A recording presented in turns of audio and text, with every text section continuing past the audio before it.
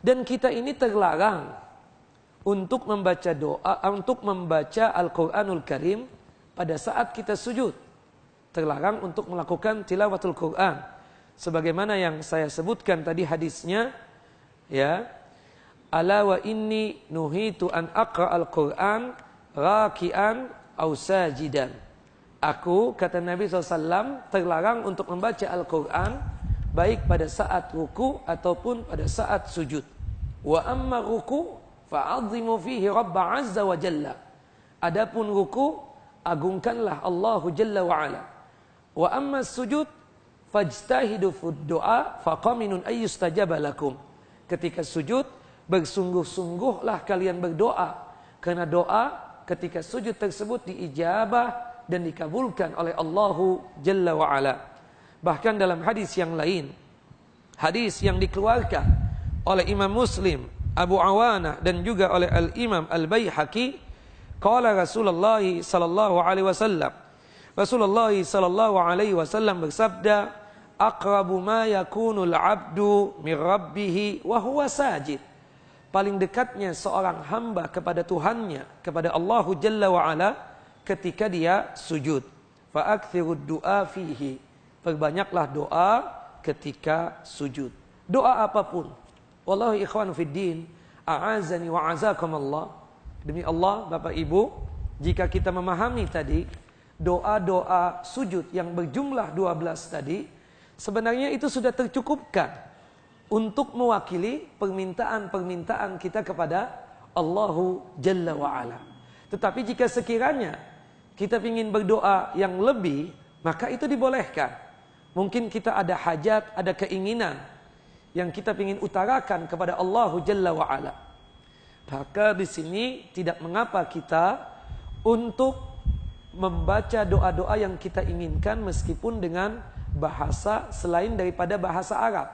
Tapi cukup dalam kalbu kita saja. Memang ada khilaf di kalangan para ulama. Apakah doa-doa tersebut boleh enggak ditampakkan? Atau sama sekali tidak boleh ditampakkan? Cukup dalam kalbu dan hati kita saja. Syekh Muhammad bin Shalih Al-Utsaimin dan juga Syekh Siddiq Hasan Khan membolehkan menampakkan doa ketika sujud, ya, dengan bahasa selain bahasa Arab. Tapi mayoritas ulama tidak membolehkan. Mayoritas ulama tidak membolehkan. Cukup doa tersebut untuk selain bahasa Indonesia, selain bahasa Arab, doa-doa ketika sujud selain bahasa Arab cukup dalam kalbu kita, hati kita. Dan Allah Maha paham, Maha mengerti dengan apa yang kita utarakan lewat kalbu dan hati kita ini. Ya, saya memilih pendapat mayoritas ulama yang mengatakan bahwasannya kalau kita ingin membaca doa selain bahasa Arab doanya, maka cukup kalbu dan hati kita saja. Khawatirnya kalau kita membahasakan dengan bahasa Indonesia atau selain bahasa Arab, khawatirnya mengganggu ibadah salat kita. Karena kita tahu ibadah salat itu kan ibadah yang khusus, bacaan-bacaannya khusus, perbuatan-perbuatannya pun juga khusus. Alangkah baiknya kita katakan ketika membaca doa tersebut cukup dalam kalbu dan hati kita saja. Kemudian kita kan tahu doa yang paling baik, doa yang paling bagus, ya, di dalam doa-doa ini kan dari Al-Quranul Karim. Pertanyaannya, boleh nggak kita mengambil potongan-potongan ayat yang isinya itu doa yang sangat bagus dan sangat ajib, kita katakan, untuk kita mohonkan dan mintakan kepada Allah pada saat kita sujud. Sepakat ulama, boleh yang demikian. Kenapa? Kita mengambil potongan ayat untuk berdoa. Seperti doa Rabbana atina fid dunya hasanah wa fil akhirati hasanah wa qina adzabannar.